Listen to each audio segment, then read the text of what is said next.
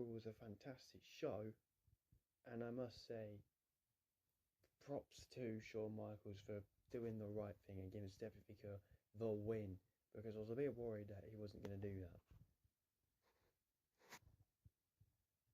Fraxium retained the NXT Tag Team Championships in a really good match versus Briggs and Inamura.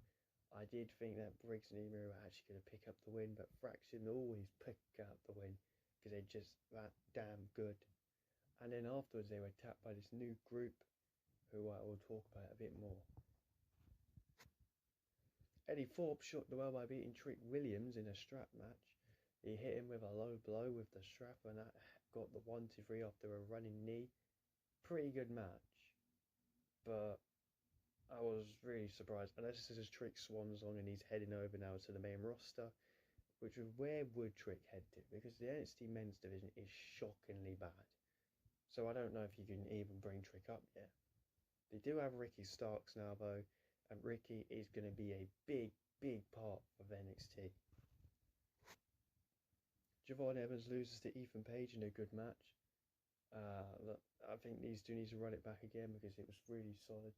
Good chemistry between them, and this is probably Ethan's best work he's done. I didn't really think his feud with Trick Williams was that good. He's definitely already grown me a lot more since this feud with Javon. And also, he's just a great heel. Now they do need more like people like Javon in NXT, so hopefully they bring up some more people from like the PC or anything. Javon sold his injury perfectly during this match, and honestly I think Javon definitely is main roster by the end of this year. He definitely should win the NXT North American Championship by the end of this year if he's not going to be main roster. I've got to say, him and Wesley neck and neck with my two favourite people in NXT right now.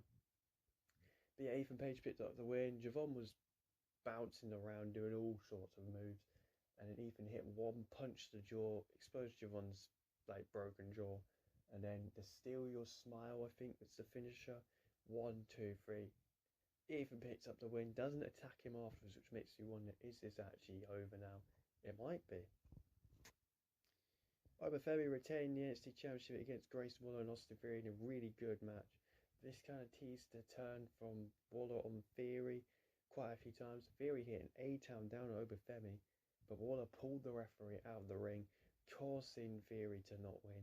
Then Waller hit that stunner on Theory, which flew Theory out of the ring. Waller got hit with a fall from Grace. 1, 2, 3. Femi retains the championship. But afterwards, this new group, who were like Shield 2.0, walloped Femi. A quadruple powerbomb. Loved the gear they had. The masks were really cool. It does remind me of the Shield quite a lot. And they laid him out. They laid out the most dominant NXT champion right now. Just those 4 people. The group is Dion Lennox, and I don't know the other 3 people. But I'm very interested to see how this group does, because it kind of reminds me of a Nexus, kind of a Shield combination. But a quadruple powerbomb? Toba Femi? Crazy. So yeah, they laid out the champion, so interesting to see what happens now at NXT on Tuesday. We kept getting teasers of this group at the end of each NXT show, and then they would show Vengeance Day. And they arrived. And they came and they conquered. They really conquered. Putting the beast over Femi down was crazy. Julia retained her NXT Women's Championship in a fantastic main event against Cora Jade, Roxanne Perez, Bayley. Really strong match. Cora, I gotta give her credit. She had a good showing during this match for once. Roxanne was perfect as always. Bayley, I don't know why people criticise Bayley, saying, oh, Bayley's not that good, Bayley's really bad. No, she's not. This was a great match. All 4 women had chemistry. All 4 women stole the show. Deservedly, this was the main event. The right call from WWE to put them in the main event. And at points I was like, oh my god, Cora might actually win. I was going to be like, oh no, this is going to be terrible. Roxanne broke up the pin. Then there was the Arrivederci knee onto Cora from Julia, just as Roxanne was pinned by Cora. Then was another Arrivederci knee onto Roxanne. And then, I can't remember what Julia's finish is called. I know it's kind of like, it looks like a jackhammer basically, but it's better than the Goldbergs because it actually looks dangerous. She lands like kind of on the neck of Roxanne. And it was that 1, 2, 3. She hit it earlier on in the match, but then I think Bailey or Cora broke up the pin. There was points where Bailey and Roxanne did a serious suicide dive. They were all fighting on the outside, brawling on the outside. It was really quite good. And that was a fantastic main event. And of course then Stephanie Vaquer came out to celebrate with Julia, and the NXT logo came up, and you thought that was the end of the show. The NXT Women's Division standing tall, which by the way, it's got some great talent. Sol Ruka, Zarya, Jada Parker, Gigi Dolan, Tatum Paxley. Who else is it? I mean, you could say JC Jane, Fallon Henley. Jasmine Nix isn't brilliant, but Jasmine Nix is going to be getting there hopefully. But enter Jordan Grace, another woman entering the NXT Women's Division, the best women's division in the world. Jordan Grace is in NXT now. I'm hoping she is a heel because they do need a heel. They've only got Faye Winfrey as a heel. Jordan Grace is a heel versus Stephanie. Jordan Grace heel versus Julia.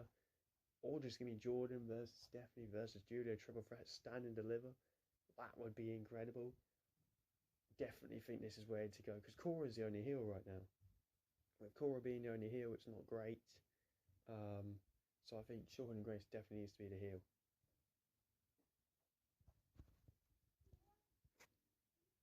And yeah, shout out to that group from NXT. And that's it from this one. I'll see you in the next one. Hopefully more content soon if I get better. So Cody Rhodes and Drew McIntyre, they had a little call out battle between each other. Good promo, decent moment from SmackDown to be quite honest. Jacob Fatu came out, interrupted Drew McIntyre. Again, I really need to see this match happen. Please, please have it happen. Solo Sikoa entered the building. Jake was like, no, Cody, I want him. That's my guy. Family business first. Look, we're going to get Jacob Solo very soon. Chelsea Green had her match then next against Naomi. Trish Stratus was in the crowd. She would later on be more involved in the show. Chelsea Green would lose to Naomi. Not quite sure how I feel about the Intercontinental Champion and the United States Champion losing in the same week. Like, they're your champions. Naomi, though, goes to the chamber and will be in the same chamber with Bianca Belair, Alexa Bliss, Liv Morgan, and Bayley. And hopefully Roxanne Perez. Los Garza were defeated by Motor City Machine Guns yet again. I feel like Los Garza could even go down to NXT at this point. Give them a match to Fraction. That'd be really cool. Damian Priest got a great promo, and then Jacob Fatu was like, Solo, what the hell's going on? Solo was like, I just felt I needed a break after losing. Okay, Roman 2.0. LA Knight came out and said, Shinsuke, look, we're going to run this back one more time. And then he had a promo with The Miz. It was shocking at the start. He then beat The Miz, and then we got the stare down in a quick match. Kevin Owens got a good promo. Charlotte Flair chooses Tiffany Stratton for WrestleMania. Apparently Liv and Raquel attacked Jade Cargill. They didn't. Solo Sikoa cost Jacob Fatu kind of in the main event of SmackDown. And Damian Priest heads to Elimination Chamber. That is my very quick thing. I'm sorry I've been ill. Well, it's not my fault. So I thought I'd just add this on to the end of the NXT Vengeance Day review. So I'm just going to call this the weekly roundup for the wrestling yet again. Be back hopefully this week. Bye for now.